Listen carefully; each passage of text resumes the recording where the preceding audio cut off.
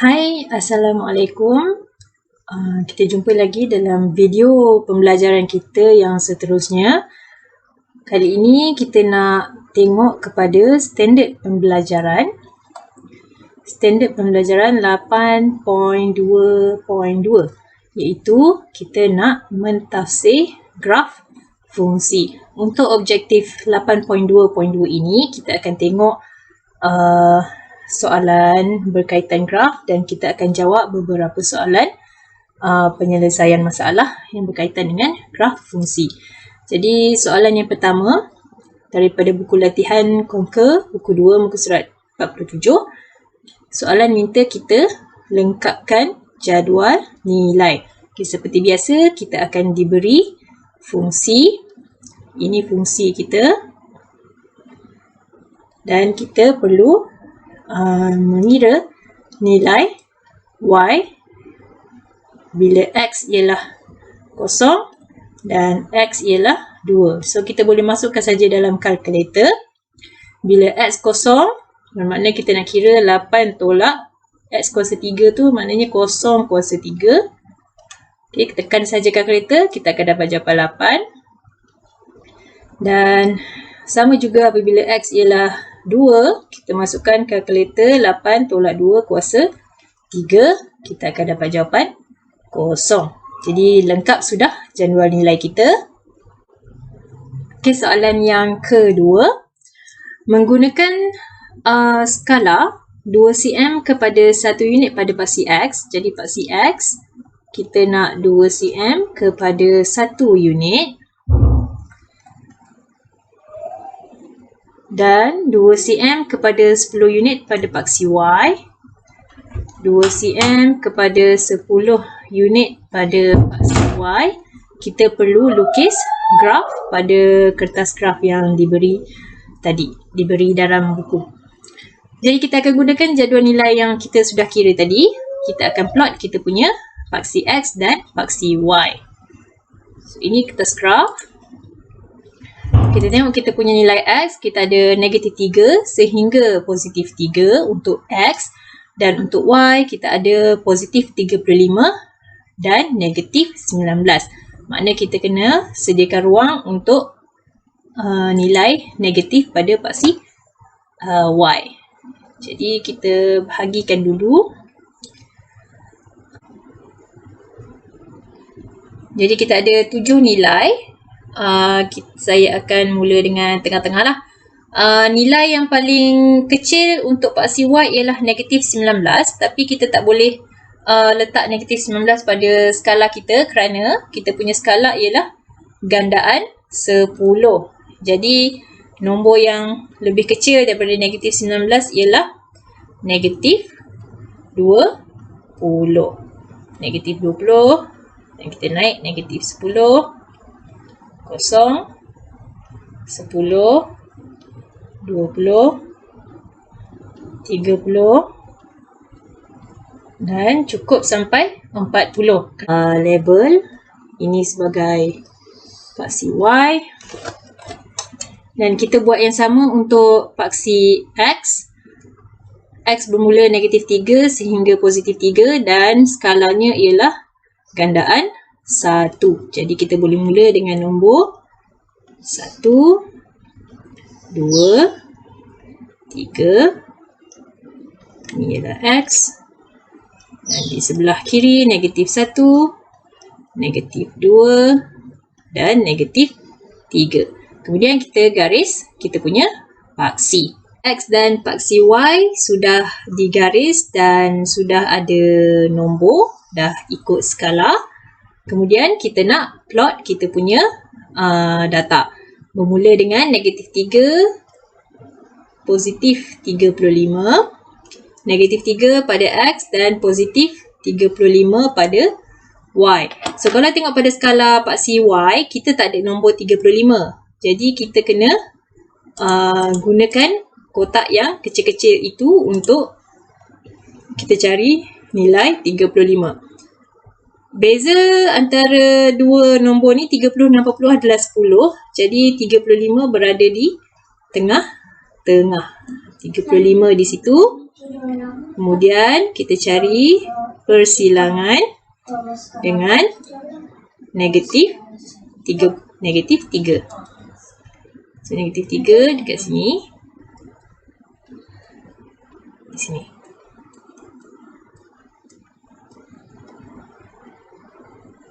Kemudian negatif 2, 16. 16 tak ada dalam pada paksi kita. Jadi kita kena kira pada kotak-kotak kecil tu. So 16 berada antara 10 dan 20. So kalau ini 10, tengah-tengah dia 15. Jadi 16 dia ada di atas sedikit. So itu 16. Kita cari titik persilangan dengan negatif 2. Ke situ. Seterusnya negatif 1, 9. 9 berada satu kotak bawah sedikit dari nombor 10. So kat sini 9.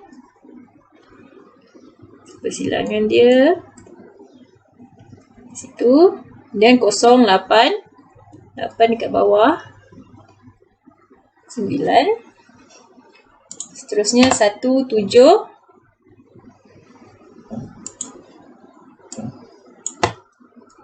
Kalau sini 8, jadi sini ialah 7.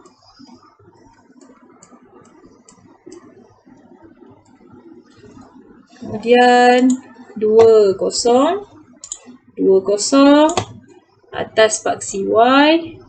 Atas paksi X. Dan akhir sekali 3. Negatif 19 berada di bawah. So negatif 19, satu kotak di atas negatif 20. Kita cari titik persilangan. Negatif 19 dan X ialah 3. Okey, kita dah siap ketujuh plot. Kita perlu lukis garis pada menyambungkan ketujuh plot kita.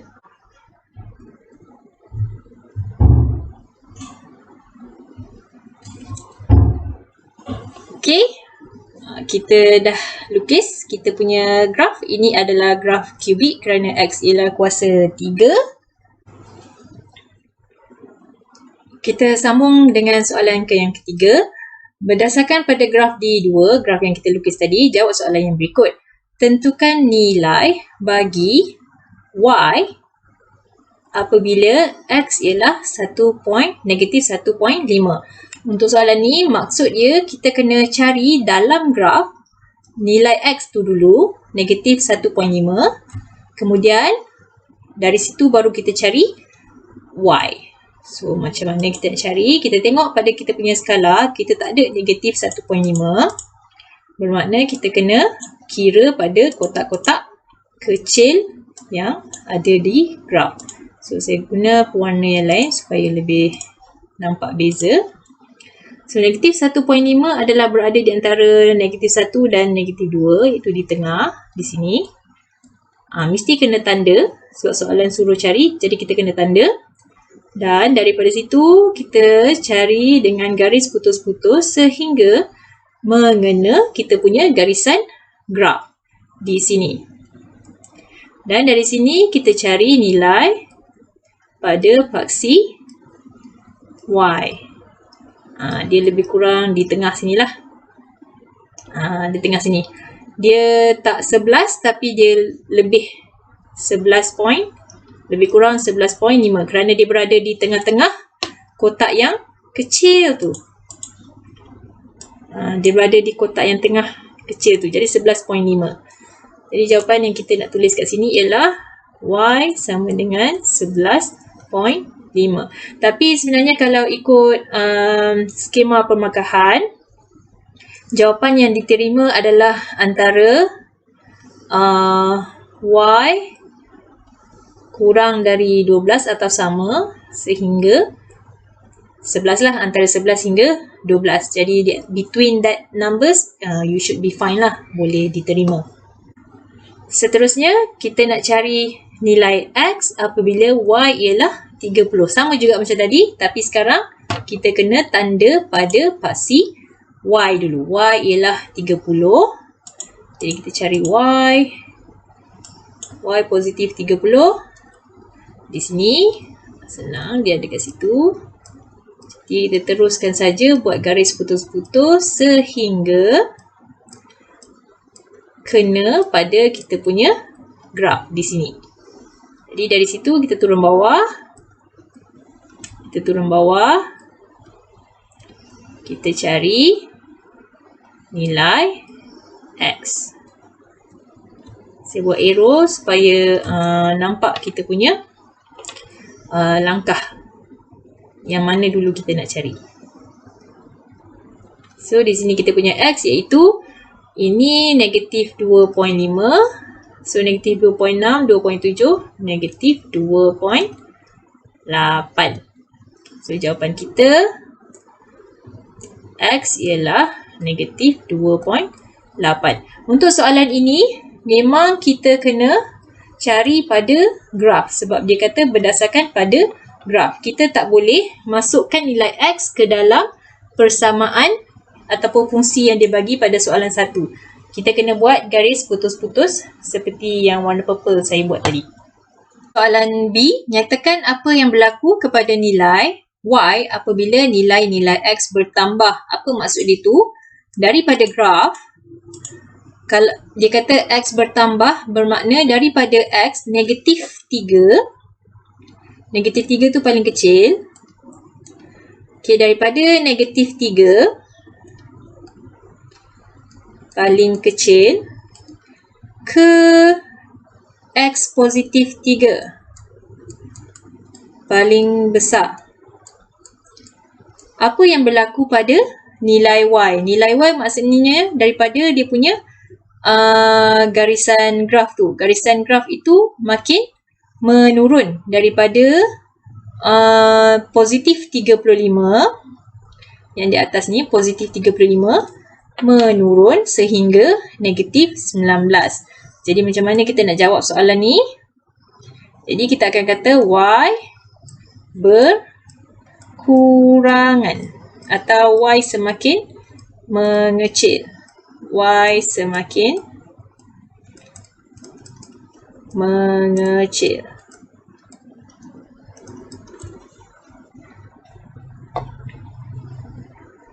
Yang kedua, apa terjadi pada nilai Y apabila nilai-nilai X berkurangan?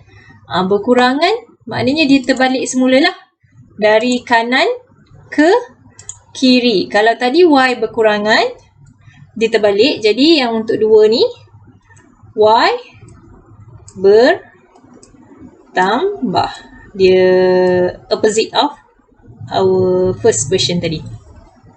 Soalan yang keempat dari muka surat 47. Pada graf D2, lukis graf bagi persamaan Y sama dengan 5X. Seterusnya nyatakan titik-titik persilangan. Kita kena lukis satu lagi graf. Ini graf fungsi linear. Jadi sebelum kita nak lukis graf, kita kena ada jadual nilai lah. Kita buat jadual nilai kita dulu. X dengan Y. Apa nilai X yang kita nak tulis? Kita guna apa yang dia bagi dalam soalan 1 tadi. Negatif 3, negatif 2, negatif 1, 0, 1, 2, 3. Kita buat jadual.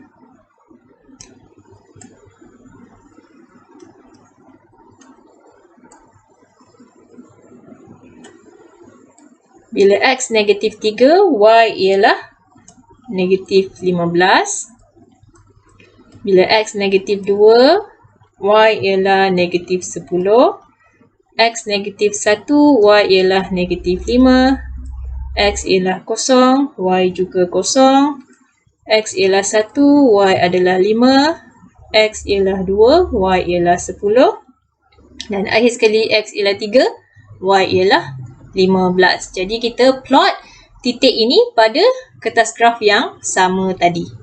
Okay, kita plot kita plot pada kertas graf yang sama. Negatif 3, negatif 15 berada di sini. Negatif 2, negatif 10, negatif 1, negatif 5, 0, 0, 1,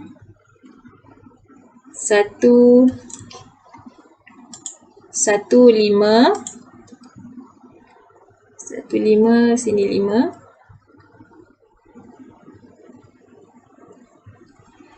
Kemudian 2, 10, 2, 10. Akhir sekali 3, 15. 15 di sini 15. Kemudian kita buat garisan lurus menyambungkan kita punya plot. Kita siap buat garisan kita. Kemudian kita cari titik persilangan antara dua garisan ini. Antara hitam dan kelabu. Jadi garisan titik persilangannya adalah berada di sini.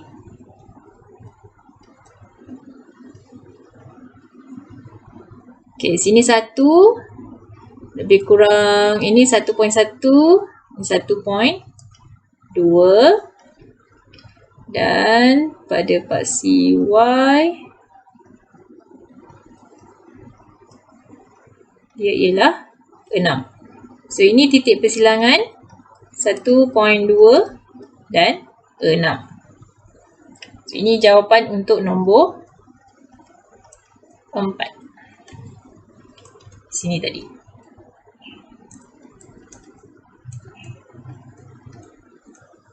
Titik persilangan.